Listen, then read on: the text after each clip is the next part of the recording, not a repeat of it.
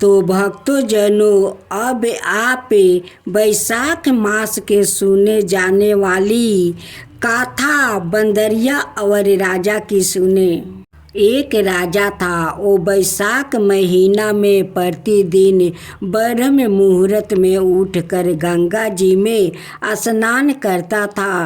राजा का आदेश था कि मुझसे पहले गंगा जी में कोई भी स्नान नहीं करेगा। राजा जब गंगा जी में स्नान करने जाते तो उन्हें प्रतिदिन शांत जल के स्नान पर हिलाते हुए हलचल युक्त जल दिखाई देता था, जो राजा को संदेह होता था कि निश्चय ही मुझसे पहले कोई प्रतिदिन गंगा जी में स्नान करता है। और राजा ने नदी के तट पर पहरादार बैठा दिया। गंगा जी के तट पर एक वृक्ष था, उस पर एक बंदरिया रहती थी। वो प्रत्येक दिन राजा के स्नान करने से पहले स्नान करके वृक्ष पर चढ़कर बैठ जाती थी। इस प्रकार होते होते पूरा बैसाख महीना व्यतीत हो गया, किंतु अंतिम दिन राजा के सिपाही ने देख लिया और उस बंदरिया को पकड़कर राजा के पास ले गया और कहा कि यह बंदरिया आपसे पहले प्रतिदिन गंगा जी में स्नान करती है। उधर राजा की प्रतिज्ञा थी कि यदि कोई भी स्त्री मुझसे पहले स्नान करती होगी तो मैं उससे विवाह कर लूँगा। इसलिए राजा को बंदरिया के साथ विवाह करना पड़ा। बैसाख स्नान के पुण्य से बंदरिया के गर्भ ठहर गया। 9 मास पूरा होने पर बंदरिया ने राजा से पूछा कि शिशु जन्म के समय मुझे क्या करना चाहिए। तब राजा ने महल में एक घंटी लगवा दिया और बंदरिया से कहा कि जब तुम्हें दर्द हो तो उसे बजा देना, मैं संपूर्ण प्रबंध करवा दूंगा। राजा की अन्यायी रानियां भी थी, उनकी कोई संतान नहीं थी। बंदरिया को गर्भ है यह समाचार जानकर अन्यायी रानियां मन ही मन बंदरिया से हिंसा करने लगी और भावी संतान का नाश करने हेतु विभिन्न योजनाएं बनाने लगी। घंटी लगी देखकर एक रानी ने बंदरिया से इसका कारण पूछा। बंदर ने संपूर्ण वृत्तांत बता दिया। रानी ने बहकाया कि एक बार घंटी बजाकर तो देख लो कि राजा आते हैं या नहीं। बंदरिया ने घंटी बजाई तो राजा दौड़े दौड़े महल में आए और घंटी बजाने का कारण पूछा। इस पर बंदरिया ने उत्तर दिया कि मैंने तो रानियों के कहने पर घंटी बजाई थी। तब रानियों ने राजा से कहा कि यह तो पोसु और ना जाने कितनी बार घंटी बजाएगी। इस प्रकार कह कर उन्होंने घंटी को हटवा दिया। कुछ दिनों बाद बंदरी के शिशु जन्म का समय आया तो उसने अन्यायी रानियों से पूछा कि मैं क्या करूं। तब रानी ने कहा कि तुम आँखों पर मिट्टी बांध कर सो जाओ। बंदरी की बैसाख महीना के स्नान के पूर्ण प्रताप के रूप में एक सुंदर पुत्र हुआ। शिशु के जन्म होते ही उसके रोने से पुण्य ही रानियों ने उसे एक टोकरी में रख कर दासी को दे दिया और आदेश दिया कि इसे नदी में बहवा कर आओ और उस शिशु के स्थान पर एक पत्थर रख दिया जाए। राजा को भी कहलवा दिया कि बंदरी ने एक पत्थर को जन्म दिया है। राजा ने सुना तो उन्होंने भी संतोष कर लिया है कि जब दूसरी रानियों के संतान नहीं है तो यह तो बंदरी है, इसके क्या संतान होगी। उधर दासी ने उस सुंदर शिशु को नदी में ना बहवाकर कुम्हार के खंडर में राख दिया। दूसरे दिन कुम्हार कोमहीन खंडर में आए तो वहाँ एक सुंदर शिशु को रोते हुए देखा। कुम्हार कोमहीन भी निस्तान थे। उन्होंने उसी शिशु को अपने लिए भेजी गई भगवान की भेंट माना है और बड़े प्रेम से शिशु का पालन पोषण करने लगे। कुछ बड़ा होने पर बालक को यह ज्ञात हुआ कि वो रानी बंदरी का पुत्र है, जिसको रानियों ने मरवाना चाहा था। एक दिन वो बालक कुम्हार के बनाए हुए मिट्टी के हाथी घोड़े लेकर पनघट पर जा बैठा और दासियों को देखकर कहने लगा कि आओ रे मेरे मिट्टी के हाथी घोड़ा, पानी पियो। जब दासियों ने यह बात सुनी तो वो हंसने लगी और बोली, अरे मूर्ख, कभी मिट्टी के हाथी घोड़ा भी पानी पीते हैं क्या। इस पर उस बालक ने कहा कि कभी बंदरी का भी पत्थर जन्म लेता है क्या। उस बालक की यह बात दासियों ने जानकर महल में कही। तब रानियों ने दूसरे दिन विष मिलाकर लड्डू भेज दिया। ईश्वर की कृपा से लड्डू गोद और बादाम का हो गया और उन्हें लड्डू को खाने से उस लड़के की मृत्यु नहीं हुई। यह समाचार दासी ने रानी को कहा और रानी ने राजा से कहकर कुम्हार को देश से निकलवा दिया। कुम्हार जाकर वन में रहने लगा। तत्पश्चात अगले बरस चैत्र महीना में माता गण गौर के पूजन का दिन आया तो वो बंदरिया का पुत्र 108 करवे और 108 गोली लेकर और घरे में पानी भरकर बगीचे के बाहर बैठ गया। उधर राजा की और साहूकार की पुत्रिया गण गौर बनाने के लिए मिट्टी लेने के लिए आई थी। बगीचे में खेलने और झूलने लगी।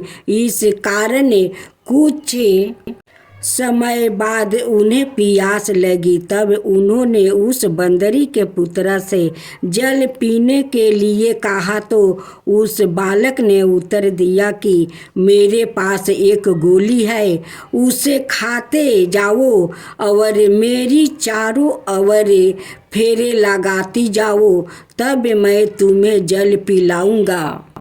इस पर पहले तो कन्याओं ने माना किया, किंतु प्यास दृढ़ होने के कारण मान गई। इस प्रकार गोली खाने और उस युवक के साथ फेरे लेने से वो गर्भवती हो गई। बाद में जब उनके माता पिता को यह गाता हुआ तो वो सभी कुम्हार के पास आई और संपूर्ण वृत्तांत सुनाई और कहा कि तेरे पुत्र ने हमारी कन्याओं से विवाह किया है, अब तुम्हें इन्हें अपने पास रखना होगा।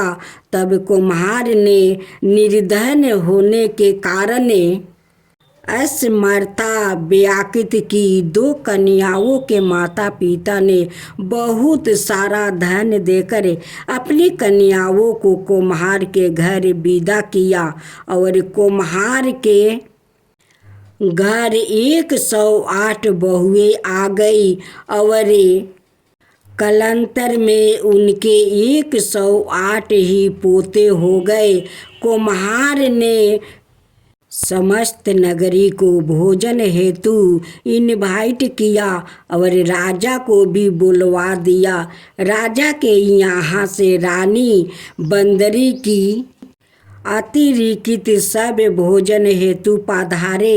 तब राजकुमार राजा की आज्ञा लेकर बंदरी को लेने रथ पालकी लेकर गया और लाकर सभा में सबसे ऊंचे स्वर्ण आसन पर बैठाया। राजकुमार ने अपनी सभी पत्नियों को समझा दिया था कि बंदरी मुझे जन्म देने वाली माता है। एक एक बहू रानी बंदरी को चरण स्पर्श करती गई और एक एक सोने का सिक्का और पोते को गोद में देती गई। जब राजा और अन्य रानियों ने यह सब देखा तो कुम्हार के पुत्र से इसका कारण पूछा। रानियों को तो संदेह होने लगा कि यह अवश्य ही बंदरी का पुत्र है। इसलिए रानी अवर रूठ कर राजा को कहने लगी कि कुम्हार के पुत्र ने हमारा अपमान किया है और बंदरी का सम्मान किया है। अब अतः हम लौट कर जा रही हूँ। इधर राजा को पुत्र का जन्म का संपूर्ण रहस्य गाता हो गया था। इसलिए उन्होंने रानियों को देश से निकाल दिया और अपनी सभी पुत्र वधू पोर पुत्रों लेकर महल में आया और राजकुमार का राज तिलक हुआ। कुम्हार कुम्हैन को राजकुमार ने महल में रहने के लिए निवेदन किया, किंतु वो नहीं माने। तब राजा ने उन्हें ढेर सारा धन दिया। बैसाख स्नान का इतना महात्म है तो सबको बैसाख स्नान करना चाहिए। बंदरी ने बैसाख स्नान किया तो उसे राजा का राजपुत्र हुआ, बहुएं आदि प्राप्ति हुई। एक सोना नाम की लड़की थी। वो छोटे से तुलसी को सींचती और कहती कि हे तुलसी माता, तू सत्य की दाता, मैं तुझे सींचूंगी, तू मुझे सींचना। तेरा सेवा मेरा कोई नहीं अपना।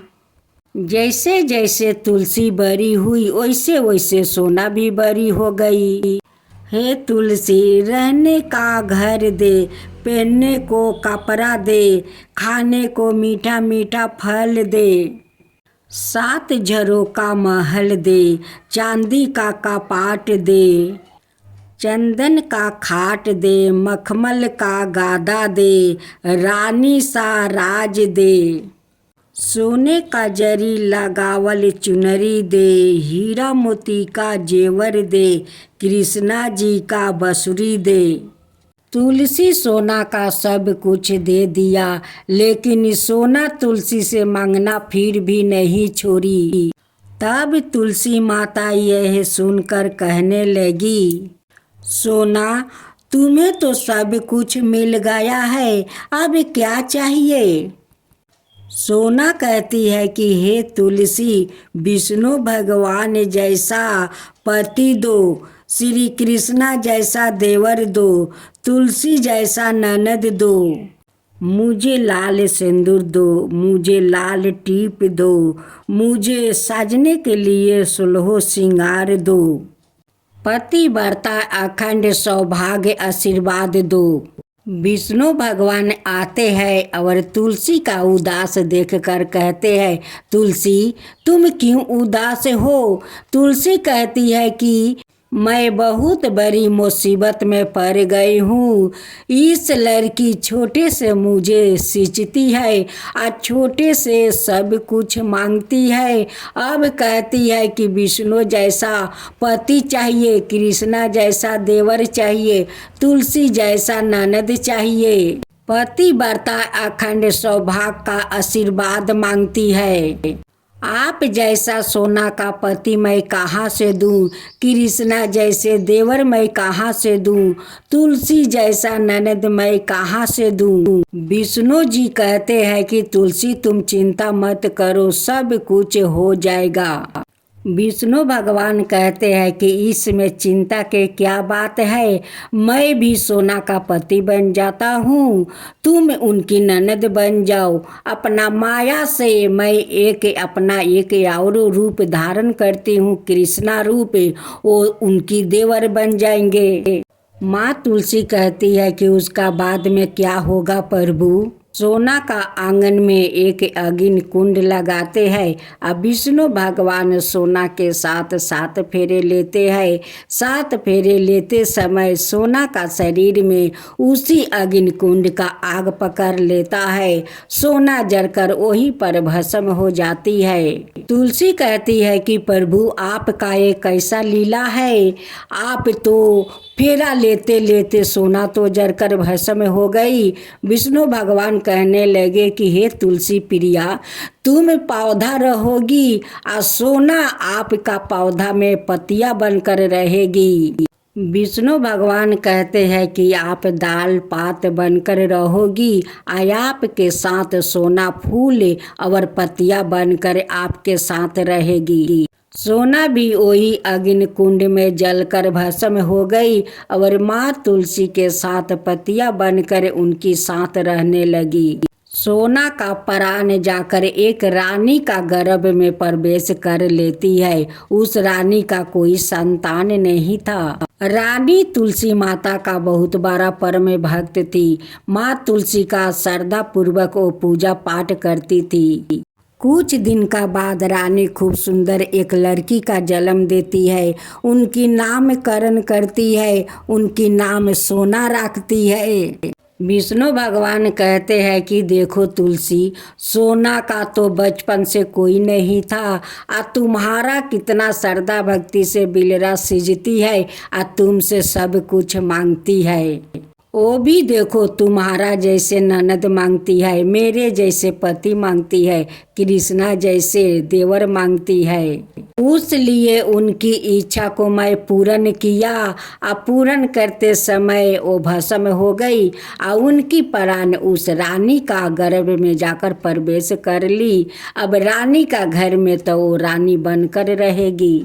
देखो तुलसी, तुम्हारा भी मन रह गया और उन्हें भी मन रह गया, उनकी माता पिता मिल गया, इससे ज्यादा हम दोनों को क्या खुशी चाहिए। हे विष्णु भगवान, जैसे उस सोना का मन का इच्छा पूरा किया वैसे ही सबका ऊपर कृपा करना।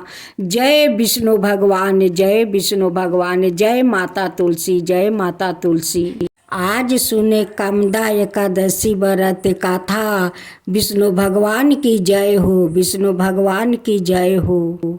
धर्मराज युधिष्ठिर कहने लगे, हे भगवान, मैं आपको कोटि कोटि नमस्कार करता हूँ। अब आप कृपा करके चैत्रा शुक्ला एकादशी का महात्म्य कहिए। श्री कृष्णा कहने लगे कि धर्मराज, यही प्रश्न एक समय राजा दिलीप ने गुरु वशिष्ठ जी से किया था और जो समाधान उन्होंने किया वो सब मैं तुमसे कहता हूँ। प्राचीन काल में रतनपुर नाम का एक नगर था। वहाँ पर अनेक ऐश्वर्यों से युक्त पुंडरीक नाम का एक राजा राज करता था। रतनपुर नगर में अनेक अप्सरा थी, किन्नर और गंधर्व वास करते थे। उनमें ललिता और ललित नाम के 2 स्त्री और पुरुष भी थे। उन दोनों में अत्यंत स्नेह था, यहाँ तक कि अलग अलग हो जाने पर दोनों व्याकुल हो जाते थे। एक समय पुंडरीक की सभा में अनय गंधर्वों के सहित ललित भी गान कर रहा था। गाते गाते उसको अपनी प्रिया ललिता का ध्यान आ गया और उसके ध्यान में सुर भंग होने के कारण गाने का स्वरूप बिगड़ गया। ललित का मन का भाव जानकर ककोट नाग ने पदभंग होने के कारण राजा से कह दिया। तब पुंडरीक ने क्रोध पूर्वक कहा कि तू मेरे सामने गाता हुआ अपनी स्त्री का स्मरण कर रहा है। आज तू काचा मांस खाता है, अब कर्म का फल भोग। पुंडरीक के श्राप से ललित उसी क्षण महाकाया विकराल राक्षस हो गया। उसका मुख अत्यंत भयंकर हो गया, नेत्रा सूर्य चंद्रमा की तरह हो गया, प्रदीप्त हो गए और मुख से अग्नि निकलने लगी। उसकी नाक पर्वत की केंद्रा के समान विशाल हो गया और गर्दन पर्वत के समान लगने लगी। सिर में बाल पर्वतों पर खरे वृक्षों के समान लगने लगा और भुजाएं अत्यंत लंबी हो गई। कुल मिलाकर उसका शरीर 8 योजन के विस्तार में हो गया। इस प्रकार राक्षस होकर वो अनेक प्रकार के दुख भोगने लगा।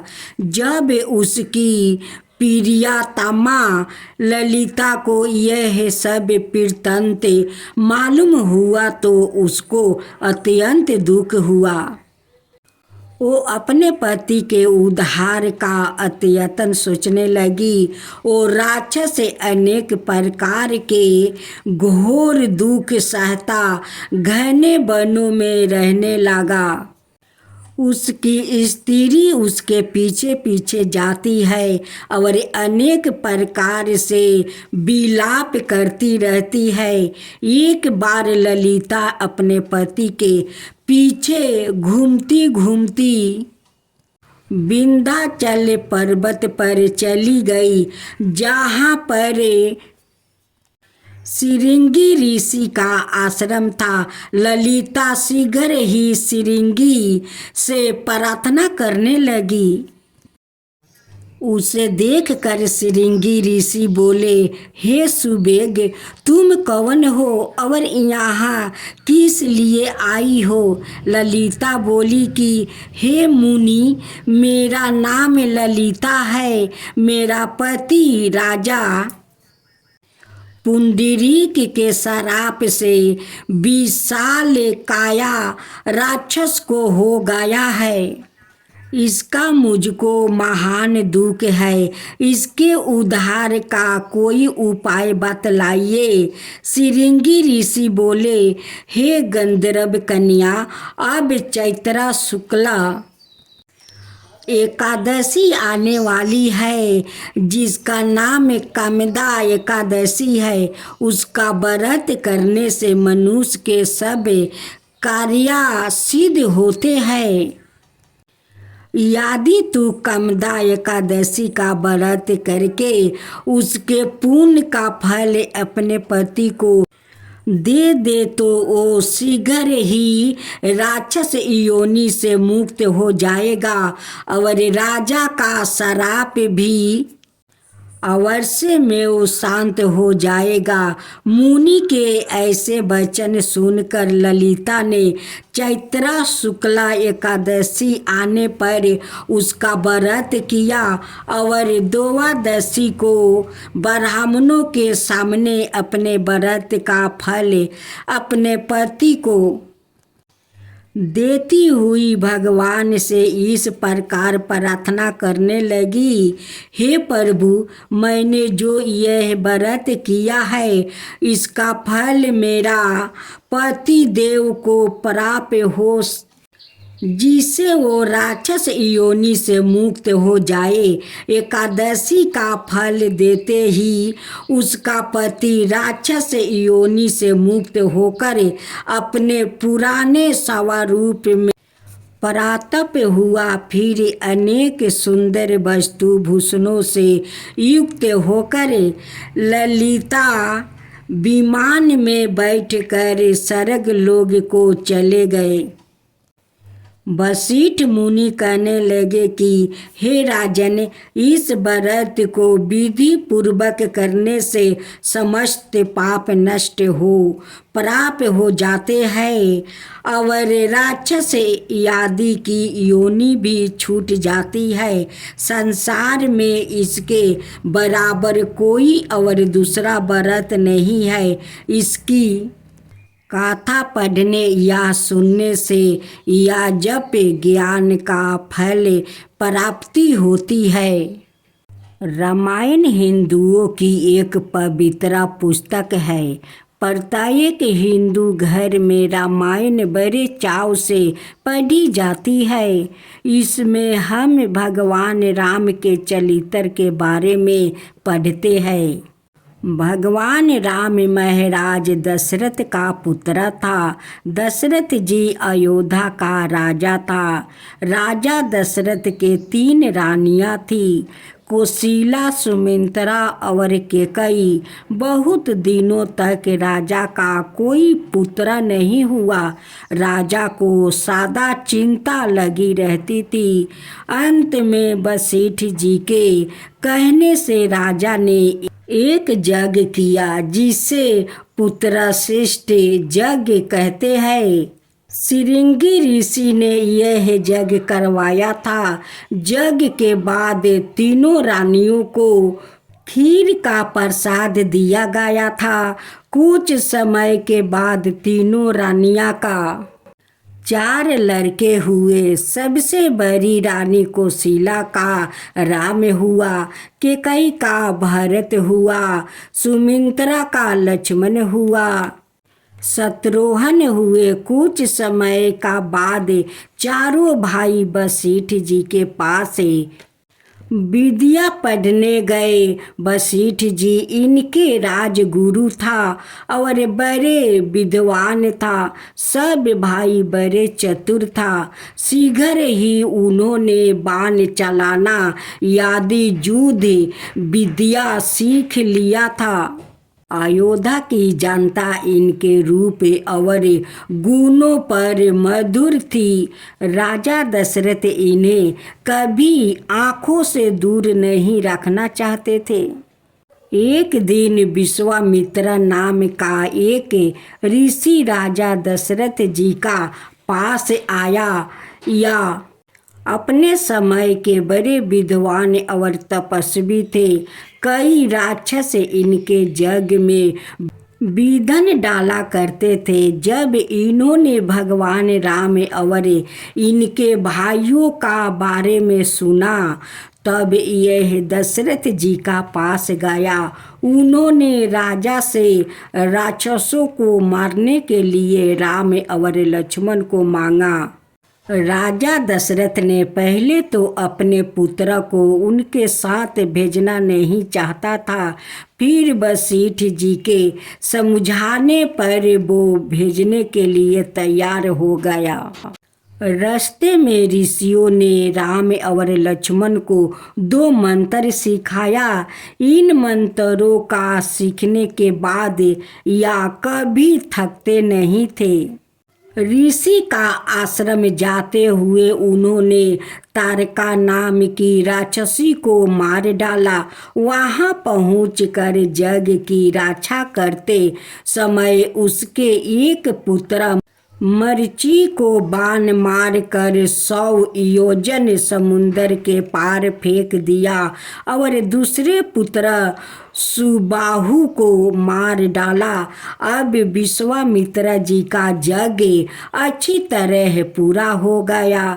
इसके बाद वो दोनों राजकुमारों को लेकर मिथिलापुरी पहुँचे।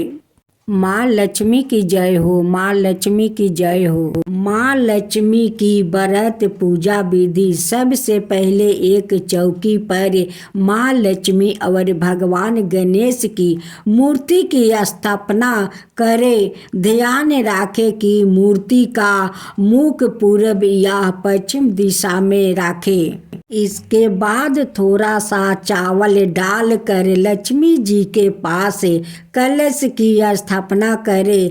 कलश के ऊपर एक नारियल में कपड़ा बांध कर रखे।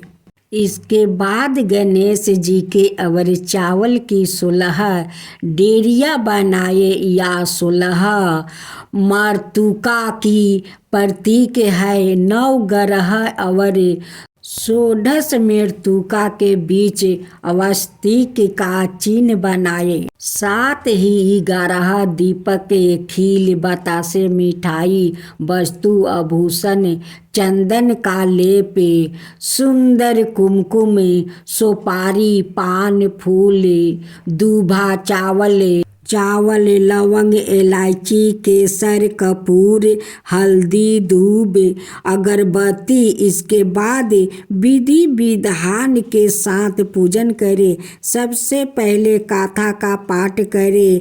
अंत में भगवान गणेश और माँ लक्ष्मी की आरती करें। एक गांव में एक ब्राह्मणी रहती थी।